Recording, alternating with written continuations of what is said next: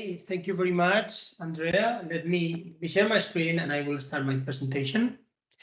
Well, thank you all. Hello. Just starting. I hope you all can see me and hear me well.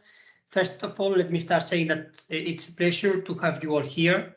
This is a workshop we are organizing in the context of the first activities of the project. We're in month 3 of aerOS, and we are flattered to see that most of you have joined our call and you have come along to understand what we are doing and what our advances and the challenges that we will be facing in the project of aerOS. And I will also start presenting myself. I am Ignacio Lacalle and I work in Universidad Politécnica de Valencia, which is a polytechnic university at the southeast of Spain, in particular in the communications department, in a research group devoted to Internet of Things, global distributed communications, edge computing, and related topics. We have huge experience technically coordinating and executing projects in European funding frameworks since FP7, H2020, and now Horizon Europe. And in that context, I belong to the team that coordinates aerOS. Having said so, in the next few minutes, I will present the project itself, how it's composed, and what it tries to do, and I will try to do during the next 36 months. aerOS is a project under the call Cluster 4 2021, Data 0105, about the meta operating systems that was called by the Commission a year and a half ago. It's a research and innovation action, and here you have some details that can be also found in the Cordis portal about our budget, our duration. We started 1st September 2022, and we'll finalize August 2025. And the project coordinator is Carlos Palau. It's my professor, is the boss of the group. Our field of action is the Edge Continuum. We have 27 partners from 11 countries in Europe, including Spain, Poland, Greece, Germany, Finland, Cyprus, Romania, Italy, Austria, Ireland, and Switzerland. We have a partner from an external country of the European Union, but they do participate thanks to the agreements that they have with the Central European Commission. In that regard, this is how our consortium is composed. I will not go in detail in all the partners, but just let you bear in mind that we are composed of a mixture of technical expertise, scientific background, innovative SMEs in Spain, Greece, and other countries, great stakeholders in different pilots, and altogether composing a mixture of experienced partners and also innovative ones to achieve the goals that we have in the project. All of this information is available on our website, which is already online, and you can go and consult all the details that you want. First, let me introduce what was the context and origins of aerOS. Why did we propose this project or this proposal that we got funded? We have been witnessing in the last years an unprecedented data explosion of the volume. We all know that. We are tired of hearing that we are, say, even overwhelmed by the data being generated, and it happens, and we all know that not all that data is leveraged, because the current trends that have been going on for the last 10, 15 years of cloud computing, of the processing of great data centers to compute information, seem to have several issues or several, say, drawbacks that are not covered by current approaches. So we should rely now in some technologies that are closer to the data source. So the meta operating system that we propose was relying on the fact of moving the computation closer to the data source, so bringing this edge computing, far edge computing, smart devices where the actual data is generated into a unified continuum. Not being so close to the concept that we have of centralizing the information, centralizing the computation, and only establishing certain tiers of computing, but considering that all which is smart, intelligent around us could be part of a continuum. Therefore, establishing this kind of catalogation and taking advantage of the most modern cloud-native technologies along this continuum, we could find solutions to take advantage of the network efficiency, data orchestration, resource orchestration. You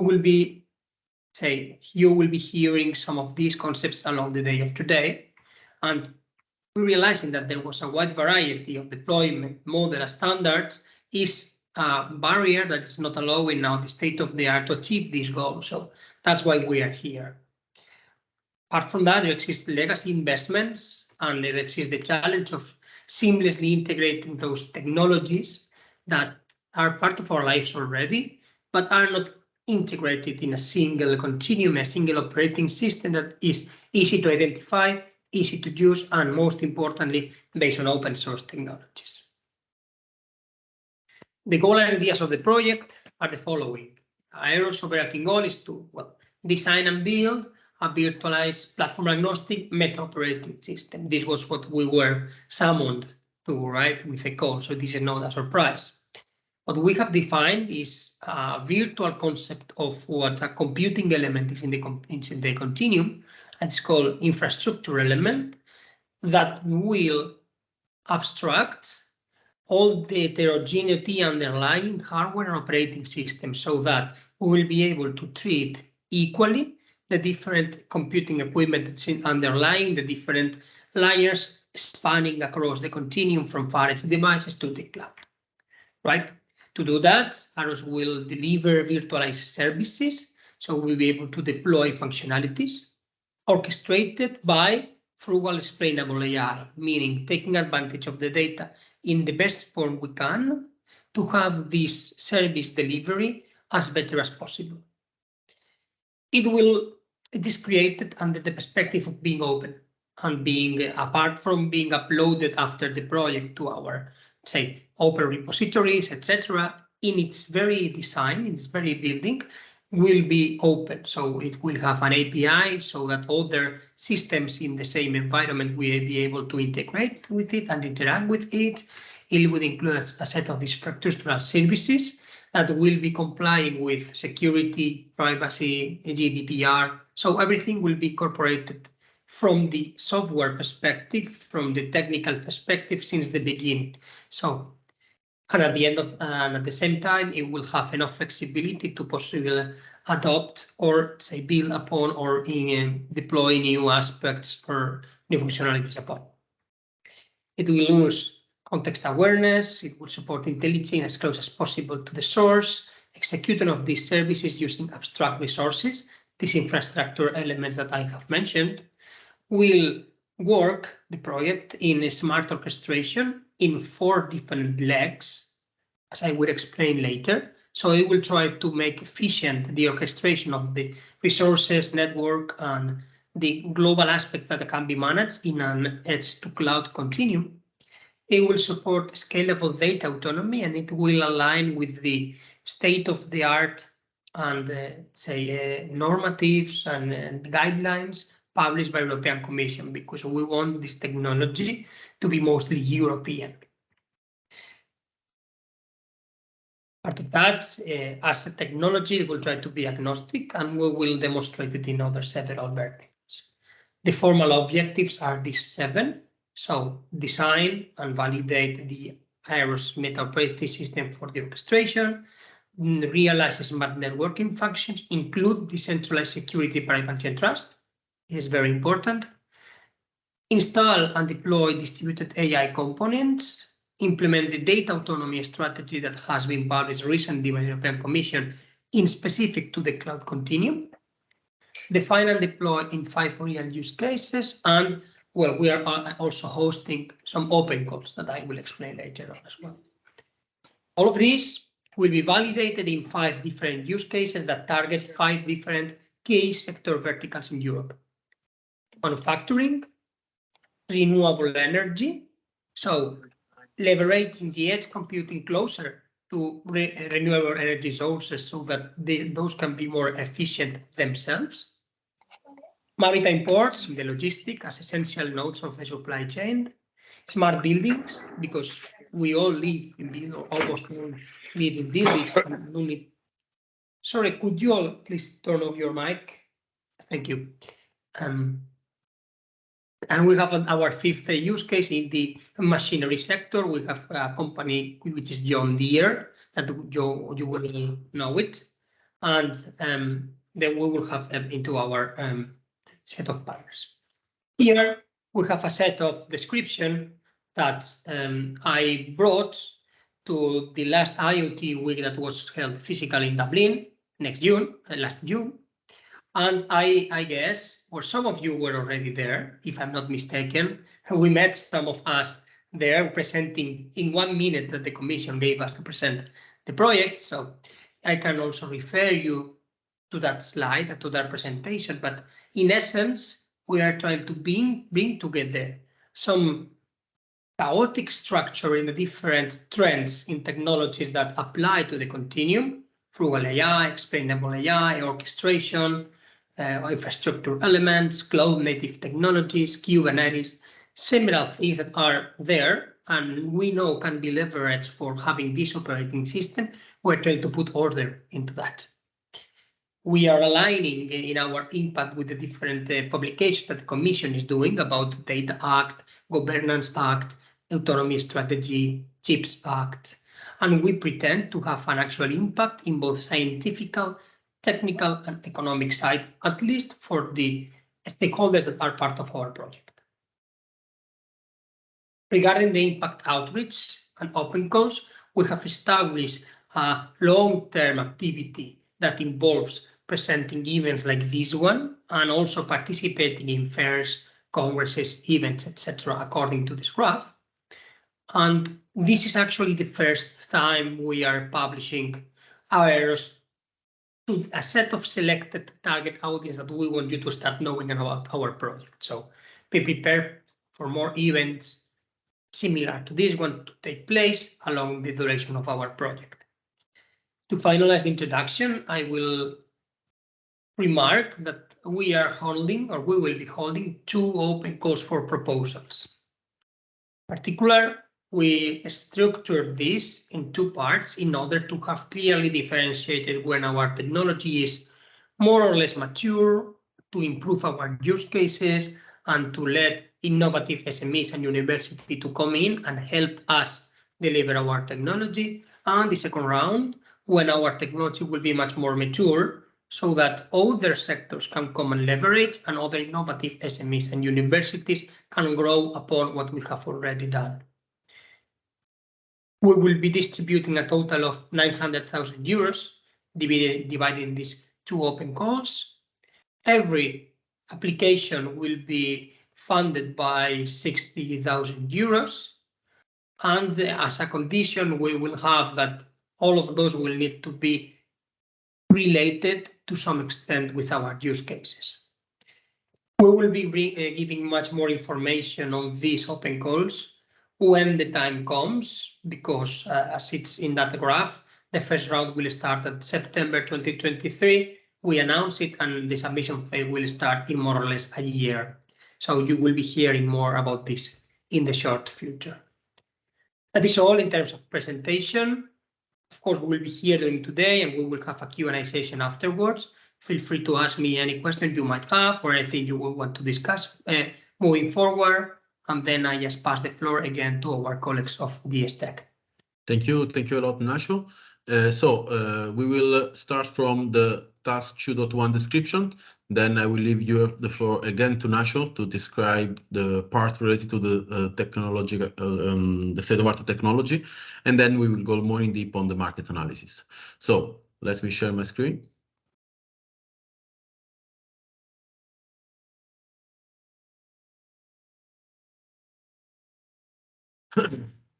Again, we are leading, as DS Tech, we are leading the task 2.1 state-of-art and market analysis. This task is last 3 months, will end tomorrow with the submission of the deliverable 2.1 that is related to the state-of-art and market analysis. We will deal with it at a later stage. The the two objectives of this task are related to the analysis of the state of art of technologies related to aerOS, with an eye to the future, technologies that can affect aerOS in a later stage, and also the market trends and market analysis in general, all the factors that can affect now and in future aerOS. How we did this task, we developed this task. First of all, we ask all partners involved in the proposal to contribute in different ways through written contributions in the first part of the deliverable dedicated to the technology state of art, and also through interviews, focus group, and survey that have been developed during October and November. So, as I said, we try to analyze and understand the key features related to the state of art of technology and market analysis. In particular, objective ambition of the project, technological stack and of the project, existing solution and standards, innovative trends related to technology, and market definition, size and trends, target users, market needs, barriers to entry, and factors that influence and affect the aerospace market through the PESEL approach. We first of all, let me share what we did in particular. We started the market analysis with the desk research. So we analyzed market studies and reports. Then we go more in detail with targeted interviews with technical leaders and with the coordinators of aerOS project. And also we involved external stakeholders during the surveys. Then we did focus group with pilot partners and again user surveys. We are now in the last activity that we are developing, so the workshop that will provide us the last inputs to design the deliverable 2.1. The main methodology we use for the market analysis is the PESTL methodology, so a methodology that takes into account political, economical, societal, technology, and legal and environmental aspects. Again, this is our roadmap. We started in the kickoff meeting with the presentation of this activity. Then in September, we started the desk research and we arranged all the activities that followed. In particular, interviews and focus group in October, the survey that lasts about 3 weeks. And finally, we are now in the workshop. Tomorrow, we aim to submit the deliverable 2.1 that we'll deal with later. So this is only a specific slide dedicated to the PESTL that we use to the analysis, but I will switch it. Okay. How we organize the work? We decided to divide the consortium because we are really a lot. We are 27, as Nacho said, in clusters. So in particular, pilots partner, technical leaders, coordinators, and other technical partners. The coordinators, as you know, are Politecnico Valencia and Democritos. Politecnico Valencia is the project coordinator and Democritos is technical coordinator.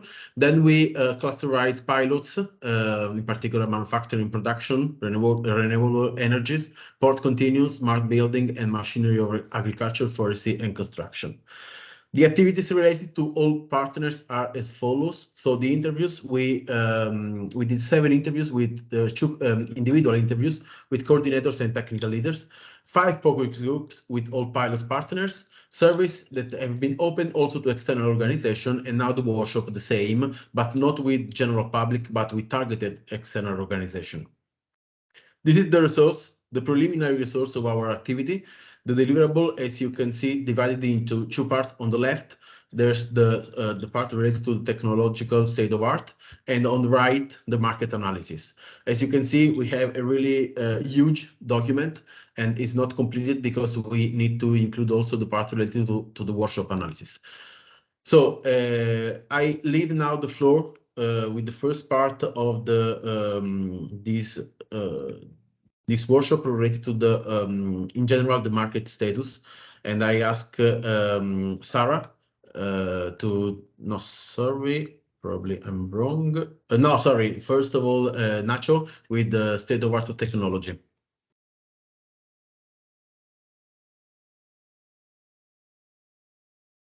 Yes, correct. Let me also share my screen again. Thank you, Andrea, for the presentation. Right. So now it's my turn to let you know the results or some thoughts about what we have done in task number 2.1 of our project, about the technology that influences aerOS, right? We have been working strongly during the last months to try to come up with these results that I will present right now. But before I start, let me say that it's pretty challenging to cover in even in a large document and even more in a short presentation like this one, the current status of the technologies that we have around the continuum, right? It has many things that influence it. There are a lot of research lines across the world advancing on that, so that we have made an effort to analyze those that will be more aligned with what we have committed in our grant agreement and in our goals to come up with this meta operating system that we have explained.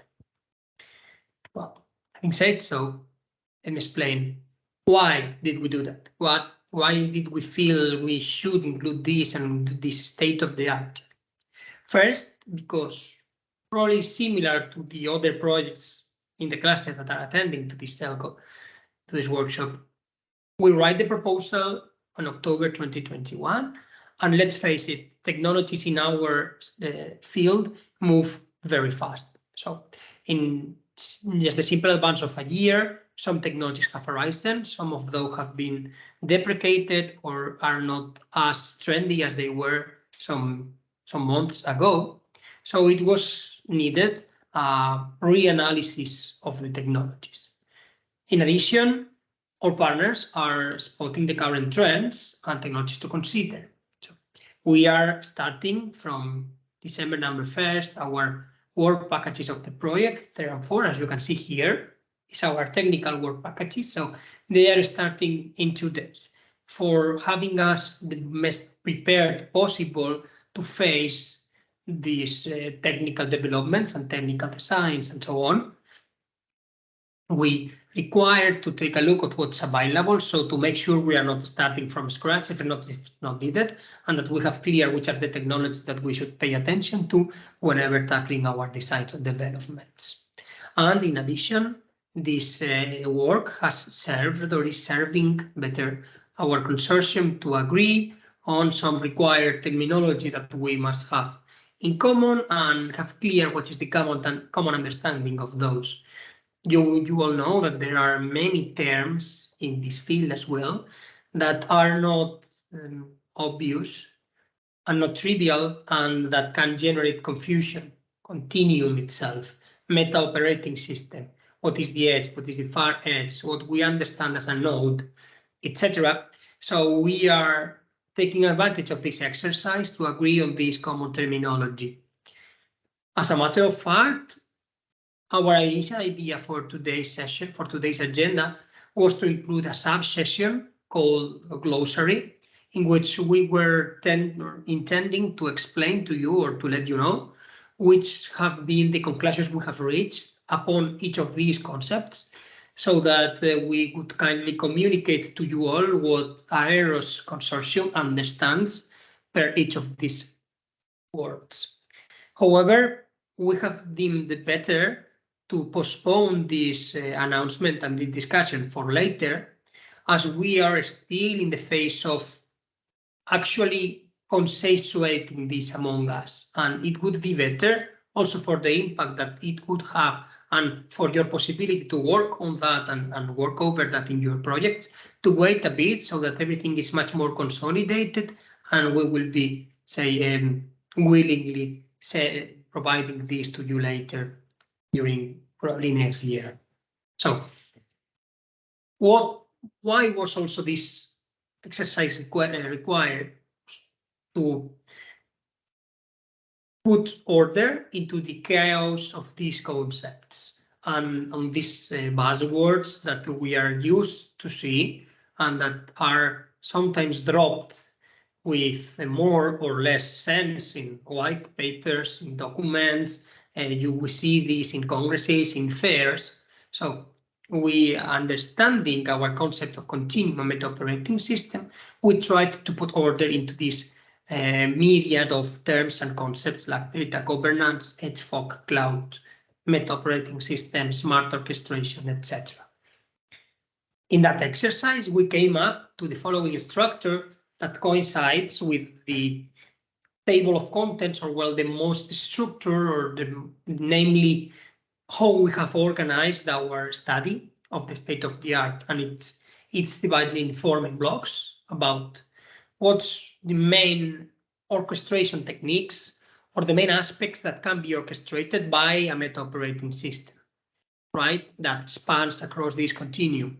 Well, resources orchestration in terms of the virtual machines, so the computing equipment, etc., that can process processes or applications.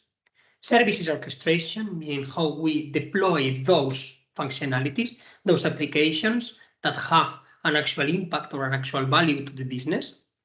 How we orchestrate the data, flows, pipelines, how data is extracted, how it is used, and finally network. So these would be the 4 main aspects that we have understood or conceived that the global orchestration of the continuum of the operating system should have. The network, the final one, it's straightforward, meaning the slices of the network, the bandwidth, the connectivity, the reliability.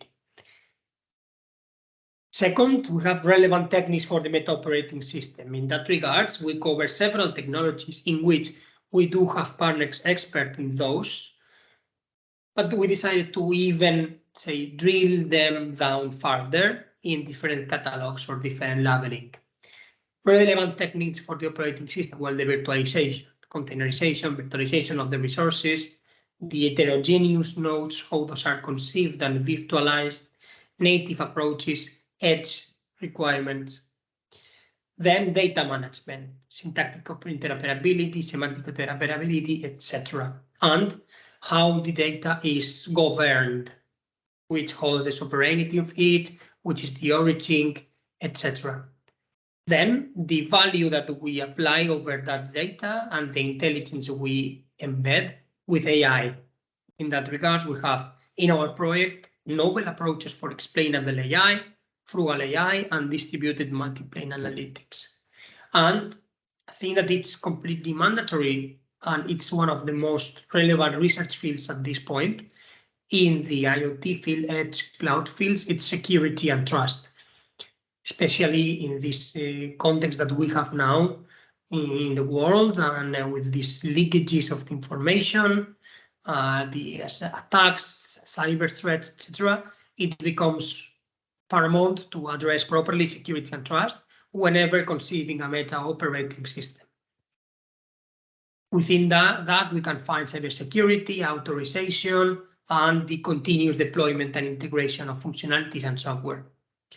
In addition, we couldn't tackle a serious state-of-the-art and a serious novel advancements in the field without considering our surrounding environment. We are a research project, so I think that we had to do was to also inspect and analyze all the research projects that are working on the same area, on the same field, with related actions. We are in the project pretty close to try to solve actual industrial problems. We have 4 industrial cases out of the 5. So it was completely necessary to understand how is the industry positioned in that regard, but at least the more relevant initiatives and clusters in the industry recommending how to tackle the edge for cloud continuum, right? And also, and of course, being a public funded project that wants to have an impact, it's also necessary to comply or at least be aware and try to contribute to the standardization actions. We have pretty nice standardization organizations and entity in Europe, so it's a mandate for us to align with them. And fourth and last, we perform the state of the art also in each of the verticals that we are trying to solve. As I have said before, maritime ports, manufacturing in the industry, the renewable energy sources, and smart buildings. So we required to work on understanding which are the issues in technology side, edge for cloud continuum in those different sectors. I would like here to say that for the sake of brevity in the presentation of today, we will not dig deep into these sectors. We have included those advancements and those reflections in our document that will be published at some point when it will be finalized, submitted and accepted, but we will not be presenting this today. We'll be focusing on the technical side of things. But as I have said, I will now explain a set of slides in which I will try to bring you some hints of what we have discovered, where we will apply our innovation in terms of all these technologies that we have structured in the slide before.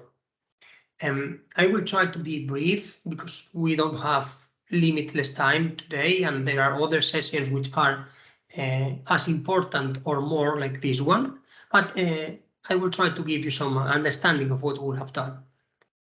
When I talked about the continuum and the orchestration required, and we divided it in 4 legs, it was network orchestration, service resources, and data orchestration. Regarding network 1, this is a field that is being also very researched lately in the last years, mostly promoted by the actions of the mobile field. 3GPP, 4GPP, 5GPP, they are continuously delivering and issuing new recommendations and new protocols that have tried to provide more efficiency on the management of the network. So orchestrate the different users, slices, network functions, etc., to take the most of the available network and even increase its capacities. In the perspective of the continuum, the smart network orchestration applies for the virtualization and control of network resources as a service. In the field of the continuum, edge for cloud, there are specific aspects to consider. First, it's heterogeneous. We are not talking about homogeneous network with the same protocols, with the same configurations applying, that we have a lot of capacity to interact with and to use. We will be facing Bluetooth communication in one side, mobile communications in another part of the continuum, then wired connection, and then VPNs connection out of the internet from one side or the other of a company, for instance. So considering the advances that have been done lately, those have been mostly focused on cloud aspects, network aspects from the mobile communication. So the actual variety and heterogeneity in the continuum has not been a lot treated, and it's not one of the main, has not been one of the main targets, let's say, the research. The current technologies and techniques that rely under the infrastructure virtualization, network programmability, and network functions are, as I have said, coming mostly from these perspectives. Cloud Edge prepared, fostered by the telcos, telecommunication operators. So there is SDN to control the software-defined networks, to be able to manage the network in a more software and efficient way. There have been the possibility of implement and deploy virtualized network functions upon different slices of the network with these new technologies in the 5G field. And recently, those VNFs are being evolving to CNFs, applying some cloud-native principles so that it's not just managing virtual machines over different network devices, but also functionalities are being more able to be applied using cloud-native perspective, allowing more deployability and more scalability. However, some issues still stand, like the usual techniques cannot support the dynamism and flexibility to grow and to downscale that the continuum requires, and that there are not open source edge native prepared technologies, and thus those that are now require very specific usage and very specific knowledge. So there's a lot of field of research there, and as what aerOS pretends is to investigate those technologies apply them to the continuum, applying IoT techniques and taking advantage of this virtualization of the network. Regarding the resources and services, it's interesting to take a look at how the state of the art is advancing in that regard. We are little by little moving, specifically when we talk about the edge, moving from traditional or usual conceptual of hypervisors and virtual machines over large data centers in which we do have large computing resources, to using other technologies to manage this virtualization of the services, of what is run, right? In that regard, in the cloud world, those emerged technologies like mainly Kubernetes are other container frameworks, container running frameworks emerged in order to respond to some, scalability and elasticity issues that have this hypervisors approach back in the day. In the regard of moving these technologies that are providing much more integration capacity, scalability capacity, continuous integration and continuous delivery, better response in runtime. There are a lot of advantages being brought by these technologies in cloud. Then it comes the question how to bring this to the edge, because the edge has a specific constraints. First, it has less resources per definition. Machines are smaller, they have less resources, so some of the technologies applied in the cloud are no longer able to be applied in this sector.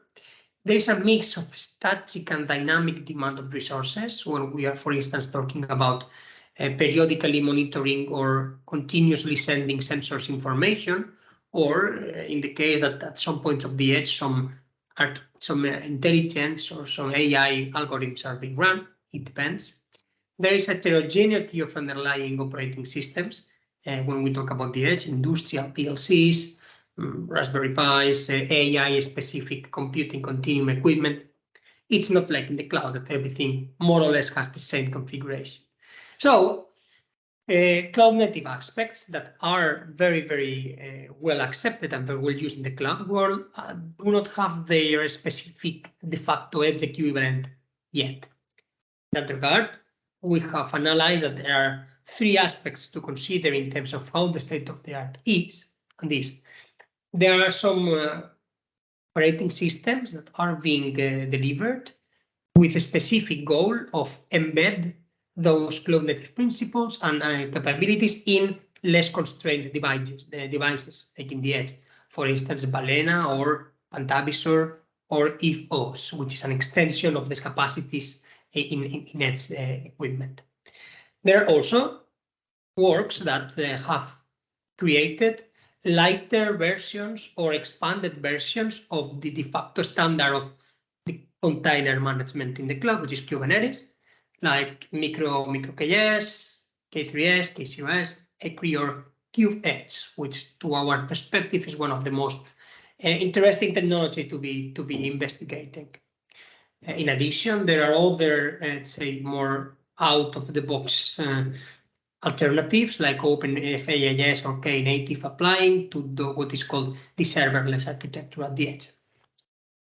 Having explained this, meaning the status of the containerization, virtualization of cloud-native techniques to the edge, the resource and services orchestration of a meta-operating system in a continuum should have this. We have discovered that this is the actual truth of the state of the art. We are moving from a world where the VMs, the virtual machines, were managed by orchestrators. For instance, the edge Cimano, most of you might know of it.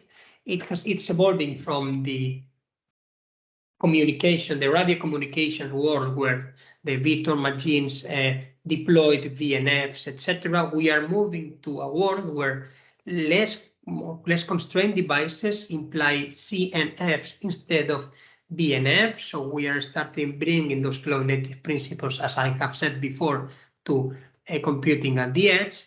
And in the future, we believe that the deployments will need to mandatorily co-live and coexist both one approach and the other, and adding even new elements, okay, where the metadata of those elements will be a key aspect to research on. In that regard, aerOS will work on this evolution, trying to have those different perspectives coexisting in a deployment, forming the continuum, and how to orchestrate both the resources and the services upon those available computing equipment. Last of those four legs, but not the least, is the data orchestration. As I have said, network, resources, services, and data.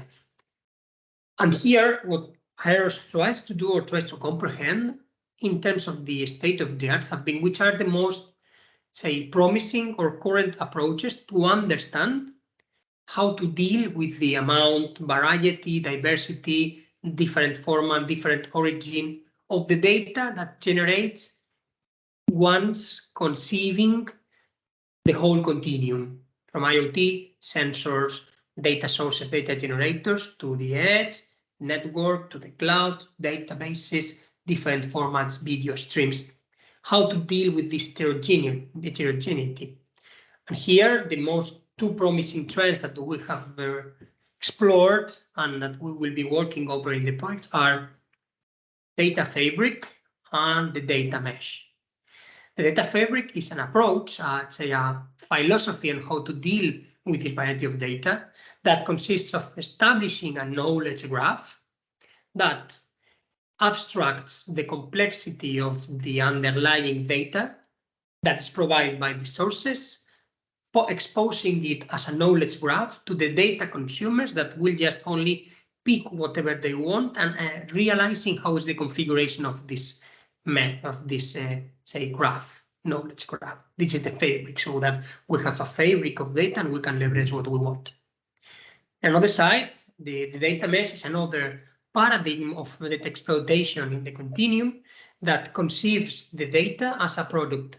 It virtualizes the data as a product that can be exploited. So its data exposes an interface that different entities and organizations from different business domains compose a federation of factors that can interact with these data products according to specific rules, specific contracts, specific aspects.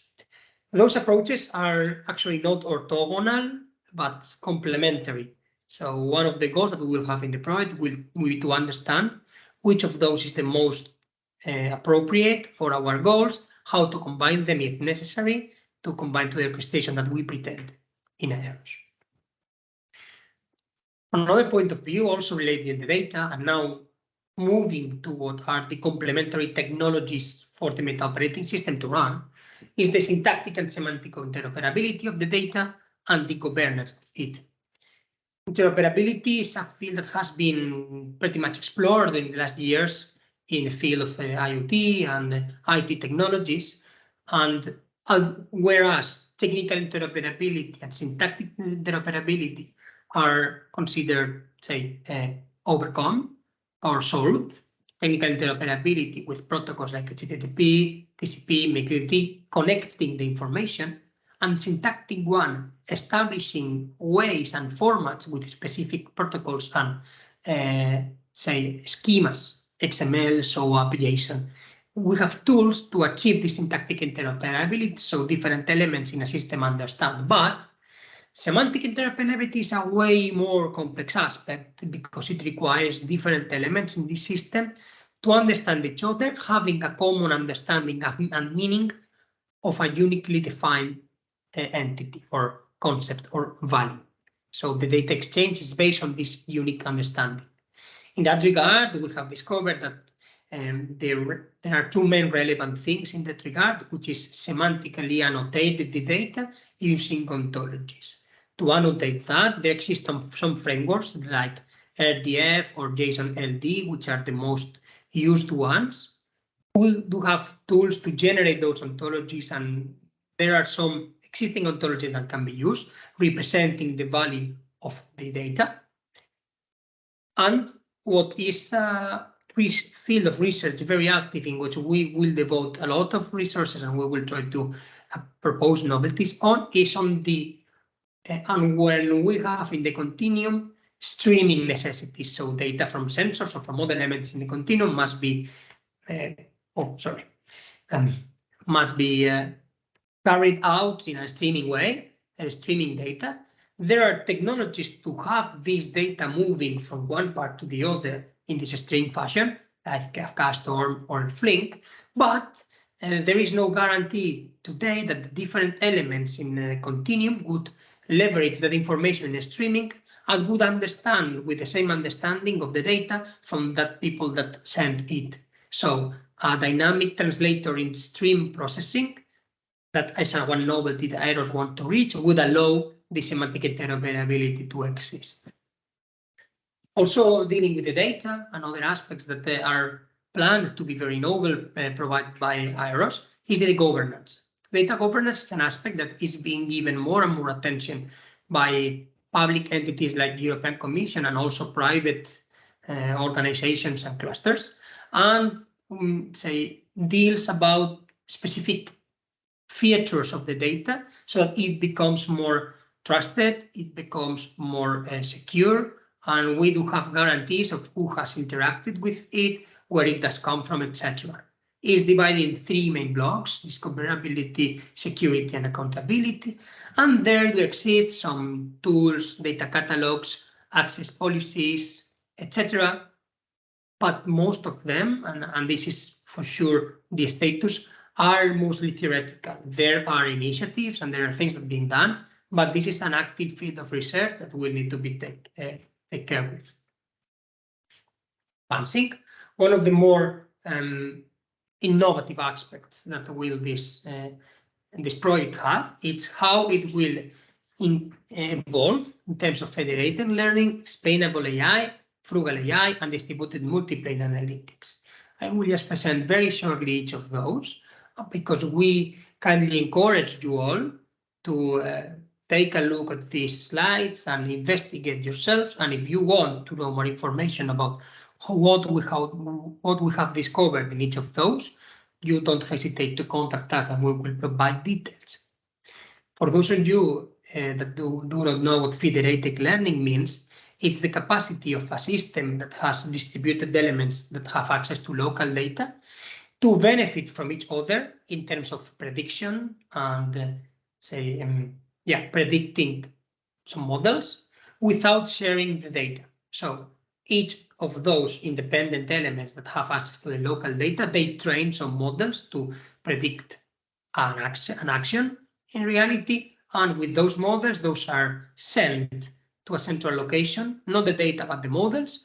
And that central location takes over those models, combines them in the best way possible, and sends them back to the different locations so that accuracy in those predictions in each different component is improved.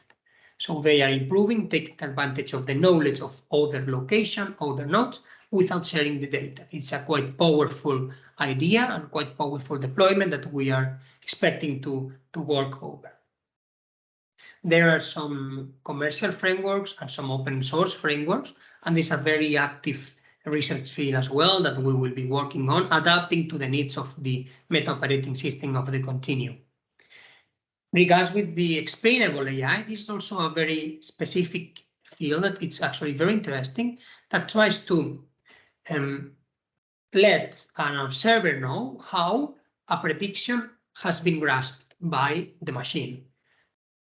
So it's explainable how these conclusions have been obtained, and to ensure that no other goal like the original one for the algorithm predicted is used, and those aspects that might be problematic and that involve the concept of using AI.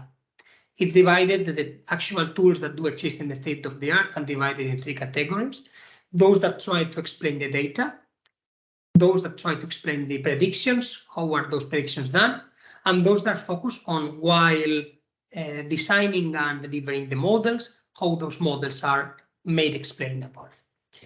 The main issue here is that those tools are not designed for devices, data, or topologies like we have in the edge to cloud continuum.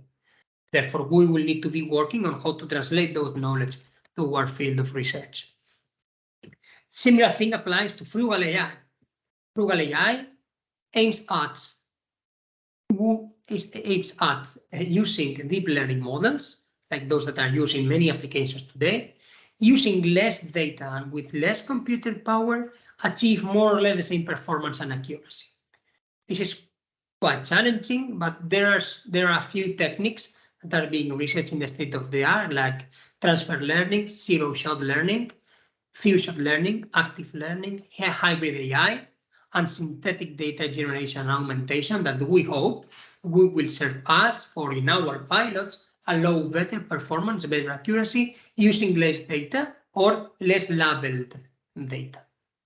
And to finalize this block, distributed metaplane analytics in aerOS means that we will try to analyzing the data generated by those devices, those equipment, and especially the network itself, how to leverage all the big data that can be generated without the need of sending it to a central cloud to process, for instance, the downtime of a network, of if an interface is up or is down, or how many traffic is passing through an interface. All those data are super large, are in most times thrown away. And we do believe that some aggregation of those data or summary of those data, if leveraging properly edge capacities, would provide more value for the network than just throw the big data away that is done now. Continuing, another aspect that I mentioned before that was very critical when conceiving a meta operating system was security, integrity, trust. In that regard, aerOS will work on two specific aspects.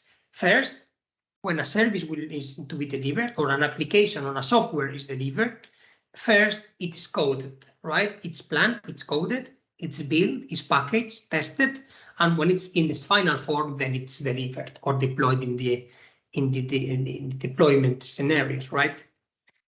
We will work in including in all of those steps of the software generation, in the continuous integration and continuous delivery, concerns about security and privacy. So installing privacy tests, security tests, privacy tools, security tools in all of the steps, even when creating the software that will at the end be deployed. This is not super researched today, and most companies don't pay attention to this phase. And then a lot of inefficiencies later on are driven by this not paying attention to this aspect. In addition, privacy and security and trust in the continuum when moving from the edge or the devices to the cloud pose several concerns, like, for instance, in security, software injection, denial of service, eavesdropping, use of things. And there are some technologies that are already being posed in the continuum.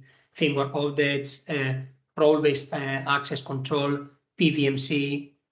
Regarding privacy, although Edge itself it's more private than bringing all data into the cloud, there still are some data privacy leakage concerns or location of the data leakages. So there are some techniques that are in the state of the art being used. Cryptographic primitives, anonymization, aggregation. And regarding trust, there exist some still issues unresolved, like the trust level identification, defamation or collision, and there are some tools being trying to be developed to cover these aspects. In aerOS, we will research those baselines that we have established in our state of the art and work over to deliver a solid framework for covering all of these four parts. Well, having explained where we are or what we feel it's the status of the different technologies we apply, we took a look to what our surrounding environment says. First, regarding the surrounding ecosystem in the industrial approach, there are some architectures proposed by the industry 4.0 and 5.0, the moving from one to the other, specific architectures that they have promoted or published that we have identified and we will need to be taking into account when delivering our architecture. RAMI 4.0, EIIFA, OA 4.0, the Industrial Data Spaces Reference Architecture, Fireware Industry reference architecture, and Digital Factory Alliance research architecture. Each of those has its specificities, and we will try to understand in these 6 more important industry architectures, design our own. With regards to the standardization, there are here some mentioned. Of those are the key ones that we believe aerOS and most likely the other projects in our cluster will need to be paying attention and trying to contribute into, divided into the data exchange and the modeling, and in the part of network communication. There are some entities like IETF, ETSI, IEEE, defining their own RFCs and documents and standards. So it could be necessary to take a look at what they are doing, trying to contribute, and for sure trying to align to ensure proper impact outreach of the results we are doing in the project. And to finalize, we could not miss, whenever analyzing what is in the state of the art for us to build upon, what surrounds us in terms of project. First, and most important, we are in the same cluster trying to reach similar objectives towards the same impact in the European Commission with 5 other projects: ICOS, Fluidos, NEMO, Nebulous, and Nefele, which are all research and innovation actions. And according to this classification that the very European Commission did, some fall more under the supply side of technology or in the demand side of technology, and focus more on the network and the edge, on the cloud, or on the device. As you can see, aerOS fits in the operational edge of the demand side, building the operating system that tries to orchestrate the resources, network, data, and services in the continuum, building on edge native concepts, which is bringing cloud native concepts towards all the continuum to our infrastructure elements. In that regard, those are a list of other projects that we are taking a look on. This slide will be shared with you also, that you will be able to analyze which those are. So with this, I finalize. I believe I might have taken more than expected, so sorry for that, Andrea, but Yes. I thought this was important. Thank you, and I'm here for your questions. Thank you a lot. You were able to summarize 130 pages in 10 slides, so thank you a lot. And thank you also to merge your content sent by partners in the document, the deliverable 2.1. So we will try to speed up a little bit on next presentation. Please, Sarah, start from with your presentation. Thank you. Okay. So now I will just give you little pills of the market analysis we have developed. During our market analysis, we tried to understand which are the market forces that affect aerOS market scenario. So we tried to look at the broader European Union digital landscape. And what is shown by data is that in Europe we have a skill gap regarding digital skills and as a consequence ICT personnel. Indeed, the 42% of Europeans are lacking even basic digital skills. This is also exemplified by the European Commission with the Digital Economy and Society Index that that is composed by 4 dimensions, so connectivity, the development of broadband infrastructures and its quality, but also human capital, integration of digital technology and digital public services. This is also due to the fact that the digital landscape is growing really fast, and there is an always new emergence of new necessities, such as lower latency or increasing capacity for data storage. So during our market analysis, we try to understand which is the current status of the edge and cloud computing market, but also of the other correlative markets to aerOS, such as the IoT and AI market. Okay. For what regards cloud computing, it is experiencing strong growth through these years. Indeed, its use by enterprises has risen from 24% in 2018 to 41% in 2021. And at the current status, 30% of European enterprise show a high dependence on cloud computing services, and it is increasing really fast. These values really depends on the size of these companies. Indeed, there is a great gap between small and large companies. As you can see, almost three quarters of large enterprises use cloud computing services, while only 38% of small companies do. Indeed, we can say that at the moment, as of 2022, we are still in a first stage of cloud computing development, while only in 5 years we will be able to see a further development, and it is foreseen that by 2027 cloud computing will be able to manifest its full potential. The same can be said about edge computing. Indeed, at the moment, we can see we are in phase 1 according to Gartner analysis, where edge computing market is focused on first-of-a-kind use cases.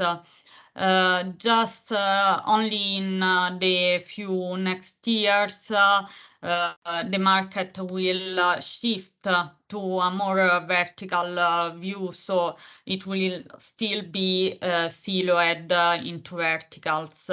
And only in phase 3 that we will be able to see into 5 to 10 years. There will be more focus on the architecture itself, and there will be the development of horizontal solutions. Okay. Internet of Things, I would say, is one of the most important market relating to aerOS, but also to edge, to cloud computing in general. Indeed, it has really importance and relevance into the European Union market and enterprise landscape, as even though at the moment just 1 out of 3 companies uses IoT devices, it is really growing fast. And it shows just a little gap between small and large enterprises if we compare it to other correlative markets. The same for artificial intelligence, that is fundamental for the growth of edge computing and is really influenced by it. At the moment, only 8% of companies in EU are using at least one of the AI technologies. And through our analysis, we have found out that the most used application of AIs are AI technologies automating these different workflows or assisting in decision making. Also relevant is the machine learning for data analysis and text mining applications. In the future, but also at the current moment, also telecommunication has a fundamental role. Indeed, it assists the development of edge-to-cloud continuum, and it will become even more relevant with the full deployment of 5G technologies. In this field, we can see that Europe and North America have a really different approach and are at a different stage. And this is also due to the different market landscape of the two regions. Indeed, while in Europe we have a really fragmented market with a lot of players, in North America they have a more concentrated market and it allows the market to grow more rapidly. Indeed, it is reflected on the percentage of households not covered by 5Gs. That while in North America it is only of 36%, in Europe it is still at a rate of 76%. On the right side, we can see the estimated revenues in EU by 2025 for the telecommunication market. It is clear from this graph how IoT will be fundamental for the development of the market of telecommunication in the next few years. Okay, finally, also blockchain will play a role, and even though it is still in its infancy, in the next year and even more after 2025, it will have an increasingly important role in this application. Indeed, it has fundamental applications for what regards the transparency in supply chains, but also as a backend technology for payments and financial instruments, as well as for identity. So in order to avoid frauds and identity theft. I will just give you an overview of the pestle analysis we have performed. Now we don't have time to go in depth to each of the factors we have analyzed, but the ones you can see are the most important factors affecting aerOS future market. As you can see from the most important can be the lack of a common political agenda, but there is also the high investment costs needed to fully deploy this technology, as well as I said in the beginning, the lack of skilled professionals and privacy and security concerns. This will, of course, be there is a more in-depth analysis in the report for this, as well as for the verticals that we don't have time to analyze at the moment.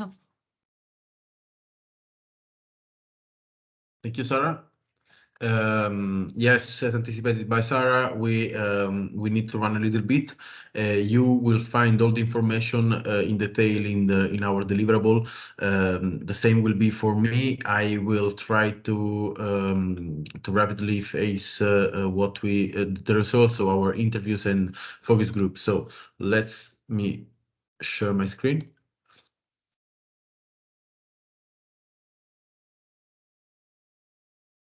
Okay, so what we did. We did oral interviews, 7 oral interviews, and we asked to targeted partners to answer written interviews. What the aim of these activities was is to reach key information, in particular related to general factors that can affect aerOS, economical factor, technological factor, and in the written interviews, in particular legal, political, and environmental factors that is better to deal with in written answers. Let's start from general aspects. Partners that are interested in taking part to aerOS, were interested in taking part to aerOS, said that the main points of interest are a cloud continuum domain, integration with current 5G systems, optimization of resources and services, data protection processing in Industry 4.0, big data management perspective, attention on interoperability and open source trends. So the impact of aerOS in enterprises. On top, we have tech transfer contracts with the private sector, creation of spin-off and startups, spin-offs, of course, for universities. Cloud services and/or fog and edge computing will enable more efficient in big data analytics and remote data management, and will help deploying advanced orchestration methods to be combined with their current connectivity and cloud solution. Predict of potential incidents, better protection of economic crimes, of course, in a preventive way, performance optimization, and the aerOS platform will provide value-added service like smart control, active monitoring, energy efficiency, remote configuration, and continuous technical support assistance. Of course, sometimes, as you can see, I'm quoting what you said because I don't want to elaborate my view, but only report what you said. So sorry for this, but I think it's needed to face this type of results in this way. What are the main market trends that you communicate to me? Of course, comparability with already existing cloud operating system, most distributed network connected infrastructure, common layer in services and topologies, data security, data reliability, and protection-oriented solution. This will be a common line in all our analysis that also emerged during focus group and surveys, as you can imagine. Last but not least, positive environmental impact. We listed here on the right a few competitors and comparables. As comparables, typically we put similar projects that are aimed at same aerOS objectives. Here we have Gaia X as solutions. We have ZeroNet, Away Open Source, NEC Electronics, Arrowhead, and ROS. Let's go on. Okay, alternative solution for data management, processing, and analysis. We have 5 different aspects on the left: communication protocols, commercial cloud-based services, open source data management solutions, industrial IoT solutions, and industrial engineering solution. On the right, we have few examples that have been emergent during the interviews. What are the entry barriers that can affect aerOS from an economical point of view? On top, we have ethical and legal issues. Then the reluctance to share information and data. On the right, technological lock-in of digital solution, user understanding and acceptance, potential lack of connection. I would like to spend a little bit more time on aerOS unique selling points that emerged with technical leaders and project coordinators. In particular, aerOS will build a new operating system for managing the cloud computing environment. aerOS is proper and complete open source interoperable edge continuum solution. Will expand the notion of operating system from a single hardware to a network, and it will make it more user-friendly. Different perspectives and needs will be incorporated in Meta operating system across the continuum. aerOS solution will adapt to different use cases while still providing compatibility to all the existing users, offering flexibility and scalability for different sectors. What emerged during the interviews, it was the first time, and we had also this question in focus groups, products and services that comes from European projects sometimes are not welcome to the market because, as you know, in particular for research and innovation actions, we test solutions and services in a laboratory environment. So we need several years and extra resources to finalize the solution and then to make it commerciable, so ready for the market. The same analysis we did with end user partners, and we did not find from them any kind of feedback in this sense, but of course we did the focus group with only, I think, about 10 partners, so the analysis is not cannot provide us a clear picture and to verify if this information is a common one or only related to some partners' experience. But in our view, it was necessary to point out also this thing. Tech trends. As you can imagine, the tech trends that emerged are in line with the technological state of art that has been discussed about with Nacho in the first part of this workshop. On top, we have edge computing and hybrid cloud orchestration, digital twin, data spaces, modular and scalable in-vehicle platform and models, big data. How companies typically deal with unstructured data and where data are stored. I would like to first of all answer the second part of the question. Typically, partners store information not in a single system, but in some cases, as you can imagine, the information are shared in more than one server, more than one cloud, and sometimes in different entities. As concerned the unstructured data, the partners have experience with natural language processing and different techniques used in it. Also processing of images, that is to say preparing a model, and also pre-processing images, and to manage unstructured data. Typically, it's easier to use standardization techniques. How companies work with IT ecosystem. Of course, I cannot focus on all inputs I received. There are several partners involved in this proposal that work with IT ecosystem, and they show us in particular that they use end-to-end IT ecosystem, interoperability of IT platforms, software to filter data, of course, remote control, remote management, or remote recording, together the metrics and combine them for resource-based decision-making, IoT hub. What are the main benefits of Edge Cloud Continuum System in EU according to our interviews? This is, of course, the main result is that for all partners to adopt, to create an Edge Cloud Continuum System will make Europe more competitive on the market, and we will be not dependent on extra system out of the European Union. Of course, it will also be more in line with the policies of a lot of partners that take part to the interviews, because they prefer not to store data outside of European Union. So this system will be a game changer of the sector. User external cloud infrastructure, potential internal barriers. First of all, we need to say that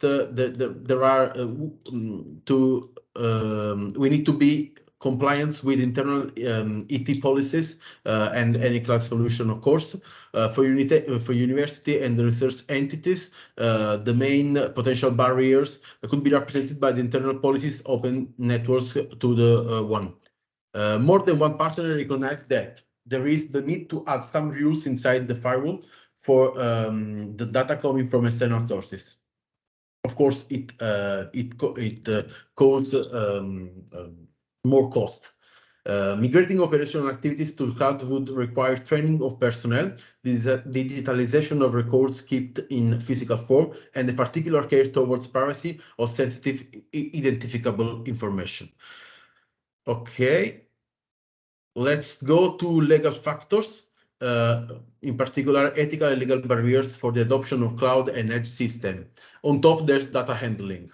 Then there is also, for example, data correction, infrastructure failure, transporting transparency to the cloud user functionalities is pivotal, GDPR compliance, and also with national legal legislation, IPR, confidentiality, and privacy issues. We can see that sometimes not all only little extra EU countries adopt the GDPR, so there could be some legal issues related to the to locate data outside the European Union. Potential ethical and legal solution to the aforementioned barriers. First of all, anonymization and pseudo-anonymization policies, GDPR compliance, privacy impact assessment and development of a single data European Union market, the need of pooling European data in key sectors. Then we have other legal factors, legal differences in the adoption of cloud or on-premise system. We collected different opinions, but all agree on the fact that the current legal scenario does not regulate data sovereignty issues that act as barriers to the external cloud-based solutions. As for the different opinions, there are no obvious differences between on-premises and cloud system. The apparent absence of differences in the reason behind the fact that technical factories are important entities to foster the testing and adoption of cloud edge and artificial intelligence systems. The adoption of a cloud-based system is legally easy. So on the right, current regulation in the adoption of cloud edge and artificial intelligence system. We can see that different geographies have different regulation and different approaches to topic privacy versus innovation. From the European Union perspective, those regulations have been reported, as you can see, several regulations. It has been pointed out also that sometimes it's better to decide only to use cloud services within the European Union because the lack of regulation outside the European Union borders, as I pointed out before.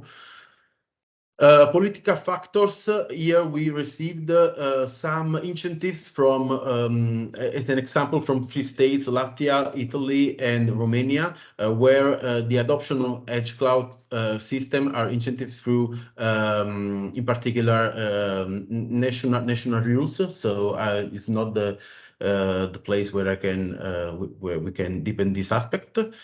So to conclude, environmental factors, of course. There is a positive impact related to the adoption of the edge cloud system. All partners agreed on this. In particular, better work processes enabled by edge cloud systems led to more optimized usage of input materials and lower environmental impact. Cloud is more environmental friendly as unused processing power is usually diverted to other instances, whereas on-premises is exclusively utilized for internal processes. The limitation of physical records, for example, paper, and the use of hardware resources on site reduce the carbon footprint, the availability for staff, encourage the facilitated by the solution to remote working, reduce the need to commute. Okay, let's switch to the results of focus group. Okay, the focus group will be arranged with pilot partners, in particular, as said before, with manufacturing, production, renewable energy sources, sport continuous, smart building, machinery of agriculture, forestry, and construction. This is the first moment of the project where all partners involved in different aerOS verticals have been involved to discuss about the common topics. We asked 12 questions that in particular deal with general factors, economical factors, and technological factors, in particular related to each pilot. Okay, interest towards aerOS. It was similar answers compared with the previous interviews. In particular, On top, we have the fact that all partners involved think that aerOS represent a unique solution, and aerOS will be able to allow a better distributed data processing on edge cloud, and will also optimize the work through the deployment of intelligence in mobile machines, the opportunity to exploit investments in 5G, strong attention on the user experience. This has been pointed out, and is for us really important because our solution aims to be user-friendly, opportunity to boost the research on edge cloud. What could be the potential impact in enterprises? Of course, aerOS improves companies' value proposition, will support the digital transformation of companies, will optimize time and cost, and will implement in data collection, data storage, and data analysis that are really important for companies. What are the market trends? Again, we find that market trends that partners identify are in line with our analysis, so I do not repeat the thing, but I would like to point out the market feature. In particular, high demand of edge processing, lack of intelligence management, the absence of comprehensive online edge processing solutions, interoperable system that allows customers not to change their data structures and data formats, need for an orchestration of data and machines, data security, again, data privacy, and data resilience. On the left, we have again other examples of potential competitors and or comparables.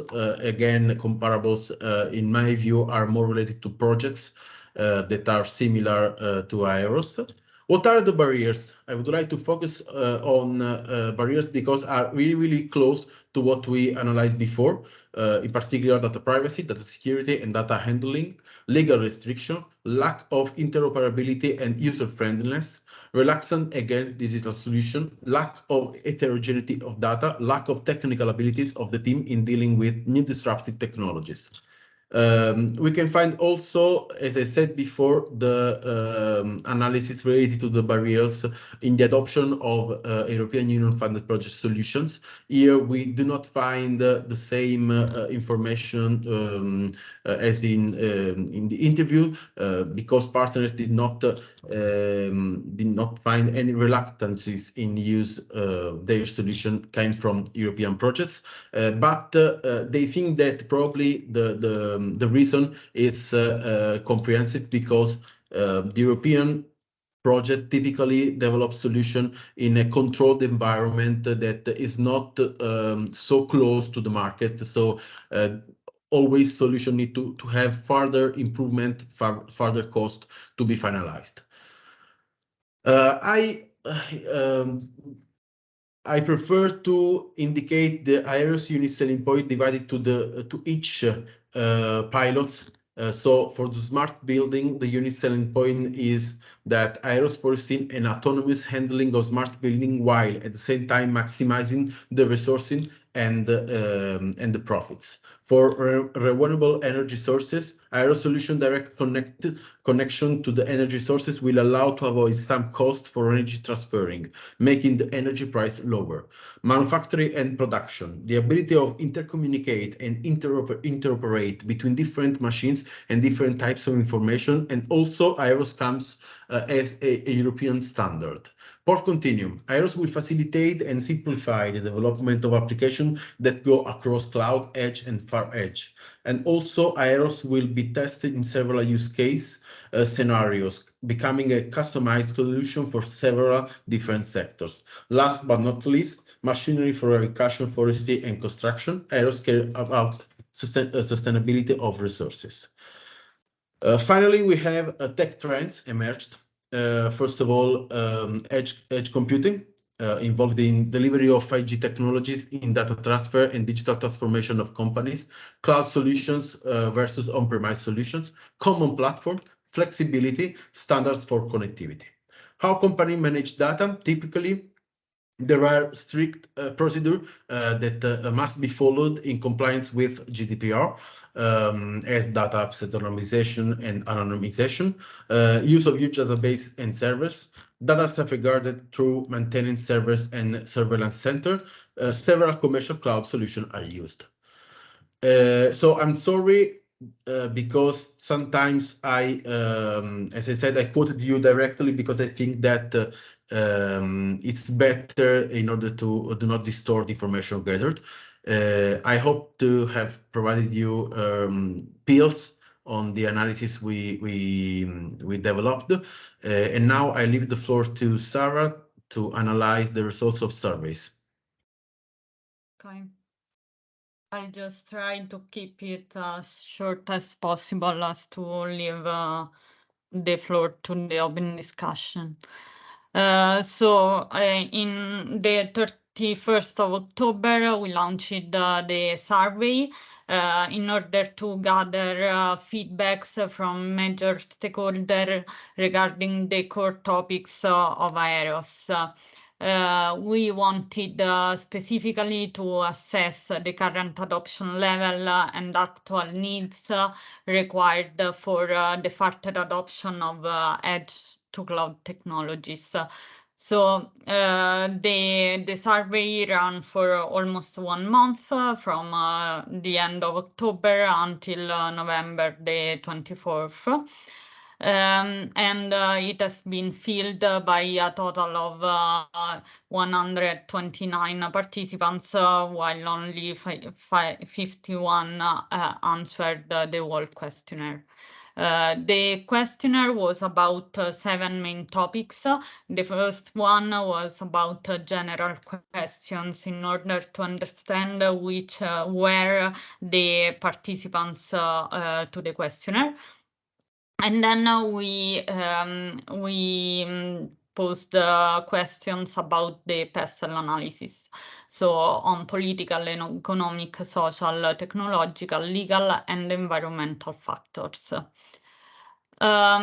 Just to give you an overview of the participants to the survey, they were mostly companies and research entities of medium to large enterprises for the 71%. And they were mostly, their core business was mostly the technologies and software, telecommunication and manufacturing businesses with a high level of digitalization. I just give you this overview because it reflects a bit what we have seen in the market analysis. Indeed, we can see that at the moment the diffusion of AI technology is a bit in the middle, in the sense that we have just few answers in the extreme of on the scale with far below or far above standards for the level of diffusion, while we can see that for blockchain it is still in its infancy, as most of the answers were in the low part of the level of diffusion scale. But at the same time, it is perceived as pivotal, so as an important technology for the future of digitalization. The same for IoT and edge solutions that are perceived as very important, and their main challenges are seen as complexity for devices integration, data collection and analysis, and privacy and security issues. Okay, for what regards the technological part, we tried to understand which are the main activities that data scientists perform during their working time, and they are data cleansing, data loading, and model selection. And then we tried also to understand which are the features that are the most required to a data storage system. And these were data continuity and accessibility, effectiveness of the security, reliability of data preservation, and quick recovery of lost materials. Another important data we tried to understand and that reflects what we have seen during also the interviews and focus groups was the presence of interoperability issues related to the heterogeneity of the sources of information. Indeed, 70% of respondents said they have this type of issues, but at the same time, so it is reflected to a relevance into costs of these issues just for the 54%. Then we just try to understand which were the bottlenecks that could derive from an high volume of data regarding IoT devices, but it doesn't seem a really important problem, even though it has a reflection on high costs. The interesting part is that this data confirm parts of our reflections that we put in the PESTEL. So it allowed us to have a reflection of our analysis in the survey itself. Thank you. I will now leave the floor to questions and open discussion. Thank you a lot, Sarah. We try to speed up a little bit. I'm sorry for this, but I would like to leave you the floor to analyze specific issues and topics emerged during this workshop. So please feel free to raise your hand and take part to the conversation.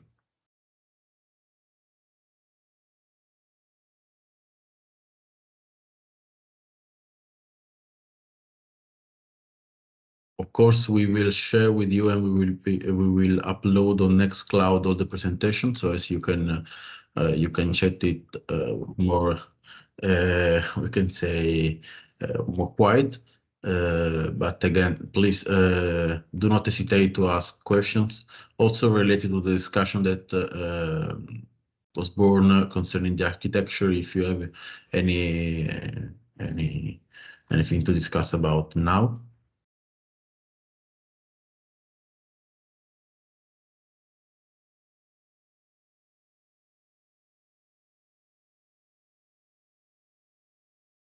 Yes, please. Yes, as there are no other people asking, I dare ask a couple of questions on your on the data that you have, in particular with the data for the differences between Europe and the US that you said that I noted that you had the data that many more households in the US were covered by 5G than in Europe. Have you correlated that with some distributions of the households? I mean, is it a higher urbanization in the US, for instance, that causes this difference, or are there simply less investments in 5G in Europe that causes this investment? I mean, where are we with respect to these differences? Because it's very easy to sort of identify these kind of differences, but unless we have an understanding of what is behind those differences, it's very hard to sort of understand if they are significant or not. And by the way, since I'm on the floor, I also would like to thank you for both being invited and for a very, very thorough and very impressive work from all presenters. So I really look forward to read the deliverable. Okay, thank you. Thank you for the question. So as regards the development of 5Gs and the adoption, It is both due to the fact that as I said, that the market in the US is more concentrated, where in Europe we have a really fragmented market. So the players are stronger in the US, and they can lower their costs to deploy this kind of technologies, and also it is reflecting on the prices. But to answer to the question between the gap between rural and urban population, we saw also that in Europe this gap is extremely large. For example, for what regards 4G, while the average uncovered population was 15%, in the rural population it was even the 30%, so the double. So it is also, this is one of the factors.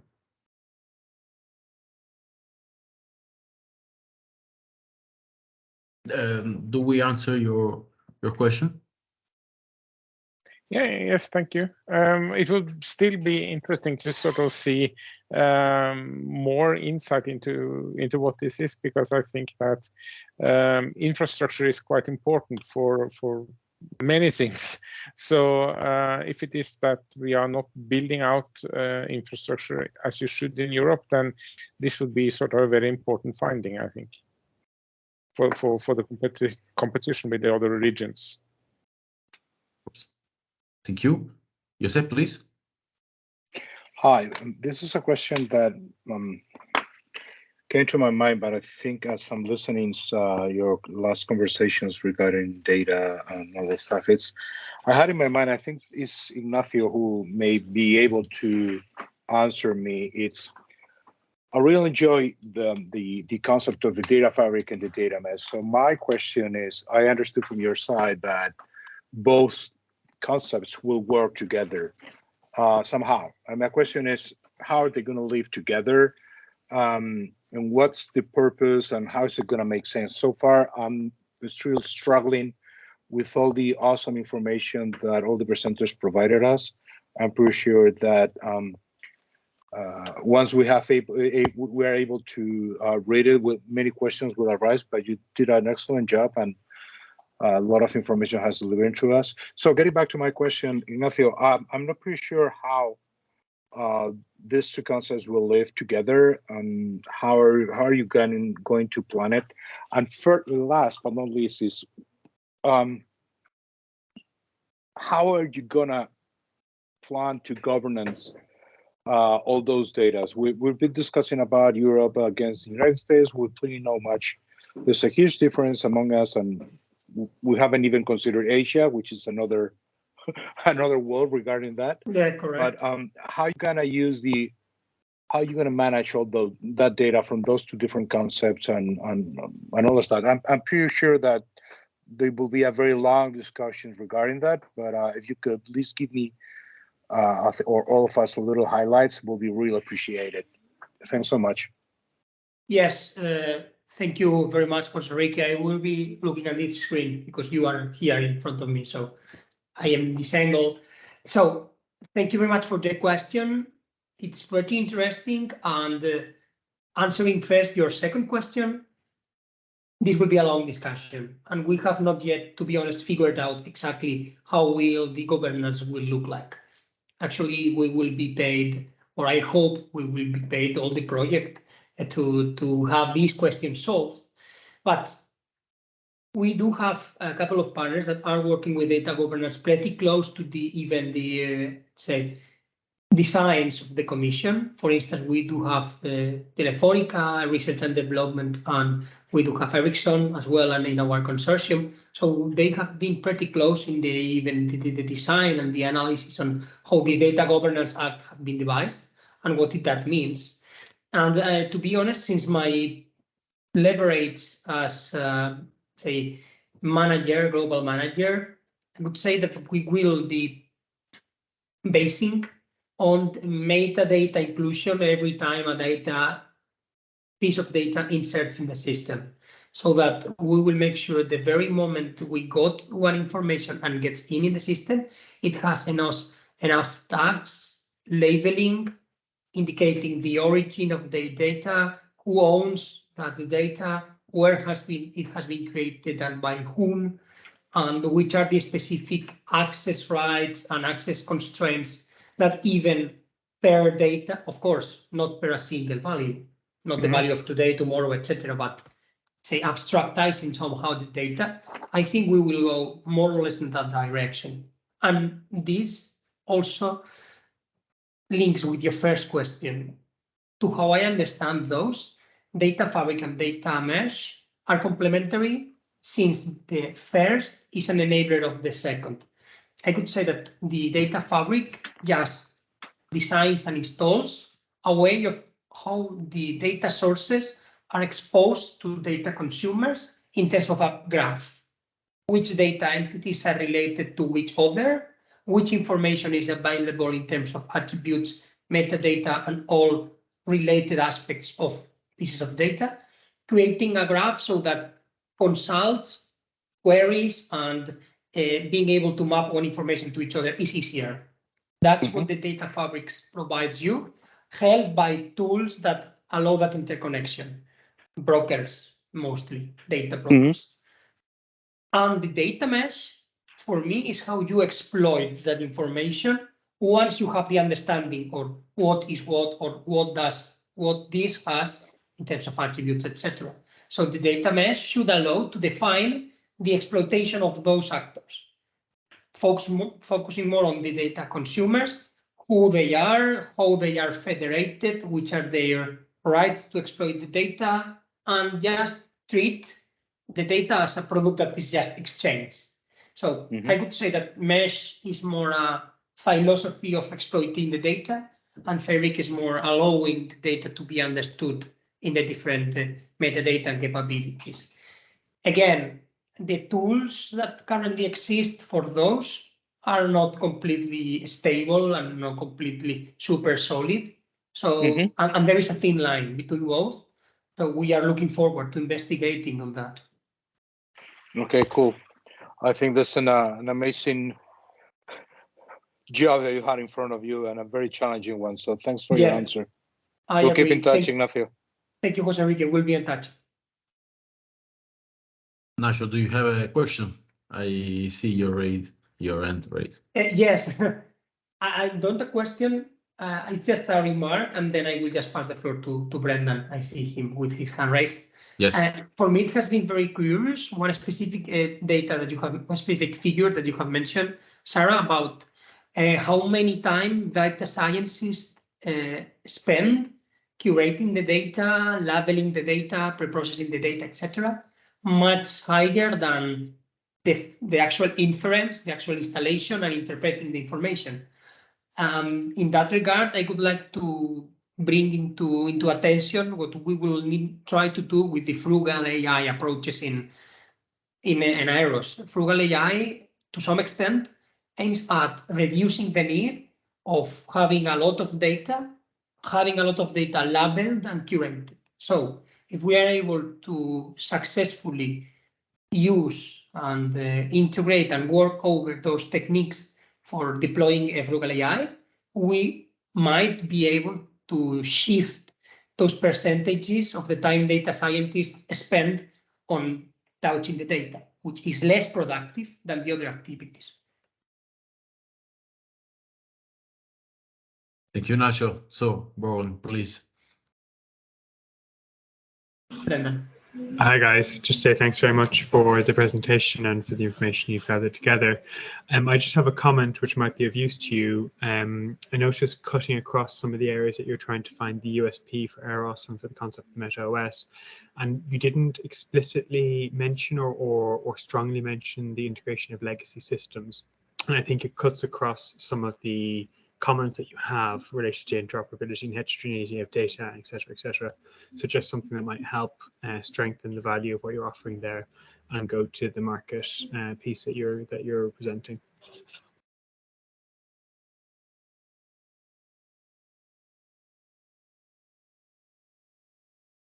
Okay. Yeah, Okay, Nacho. yes, Yeah. just to react very quick. Thanks, Brendan, for the heads up. To be completely sure, we are not completely honest. We are not yet sure to which extent will our, say, legacy coverage reach, because this tends to depend much on the pilots you are bringing in. So we are yet figuring it out, which will be the legacy systems and equipment that we will be able to demonstrate its adaptation within aerOS. But it's very nice to know that other projects will be dealing with this aspect as well. So it's good to discover early potential synergies points, and I appreciate that. No, I think it's a significant market demand because it's a barrier that we have, and that Sarah presented as a barrier. It's something that we do need to get over, is the existence of the legacy systems, and through virtualization, hopefully we can achieve it. So it's just something to take in as a market pull and to bring into that conversation. Yes. Thank you. Now there's Golbo. Yeah, thank you, Andrea, and thank you, Ignacio and Sarah, for the interesting presentation. I had a question. It was more of a curiosity about the market analysis that you presented. I assume that for the adoption of these technologies, Cloud Edge IoT, that you showed the market analysis, you did the survey targeting the end user, correct? Not only end users, also data analyst, innovation manager, technological providers. It was general. We put some question as not applicable when the people is not able to answer a dedicated question to end user. So it's, we can say, more generic survey we try to do in order to collect information from all parts. In fact, we did not take into account the answer as not applicable in that case, so as we targeted the analysis only to specific participant, we can say. Okay, so you consider different parts of the value chain to understand that how is the adoption of this, and is it possible also to understand the vision of these responses based on the part of the value chain? Yes, we can. We had the possibility. I don't know if we already did it inside the deliverable, but we have all data to clusterize the answers to a single type of participants, because one of the first question, I don't remember if it's the first or the second, allow us to understand who is the responder, so we can select all that answers. Okay, so if you need that kind of information, we can. I don't remember. I don't know, Sarah, if you know, if we have already included this type of description inside the deliverable or not, but we can do. Okay, thank you. Then I will read it when it's going to be published. They informed me that we do not divide answers for respondents, but we can provide it to you. I don't know, Nacho, we can also include it inside this deliverable, I don't know, tomorrow, this type of analysis, because I think that it should also be of interest of, for example, Golbo or others. Yes, we can discuss just releasing internal parts or some sub parts of the deliverable soon. The thing is that the whole pack of it will not be ready soon, meaning we will need to deliver it to the commission at some point, but some of the content is still under the evaluation of the privacy and IPR, etc. So I don't know, I don't believe that the whole document will be released soon, but if you need specific data or specific information, I think both Andrea and Sarah and myself will be able to answer your requests.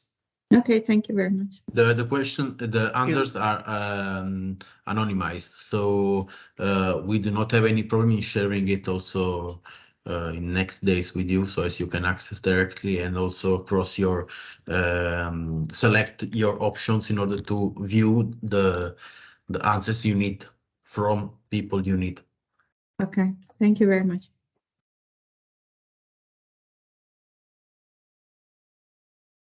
Are there any other questions related to technological state of art and market analysis. Probably, as Jose, I think, said, once we will share slides, documents with you, there will be the opportunity to discuss again specific topics with partners that needs to do so. But I hope that someone else would like to ask any other question now.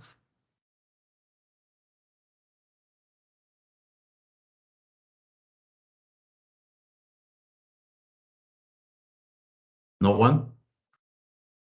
Nacho, anything else? Well, nothing else from my side. Thank you, Andrea and Sarah, for organizing the workshop.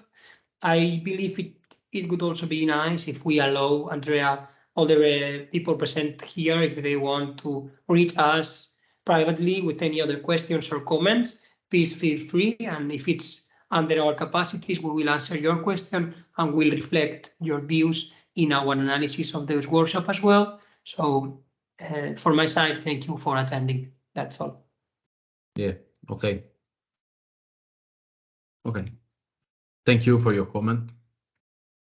Thank you. And, and also you we say look forward to collaborating with you all, people representing all the projects in the cluster.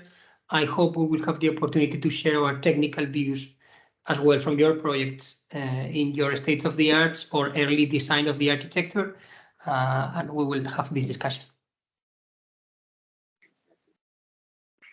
again, thank you all, and see you soon, I hope. Okay. See you. Bye bye. Thank you. Bye bye. Thank you. Bye. Bye. Thank you. Thank you for a great presentation. Bye.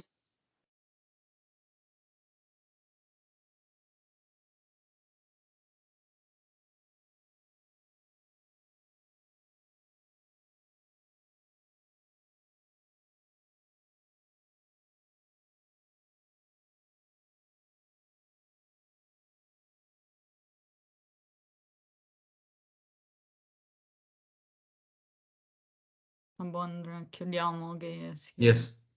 Chiudi la registrazione.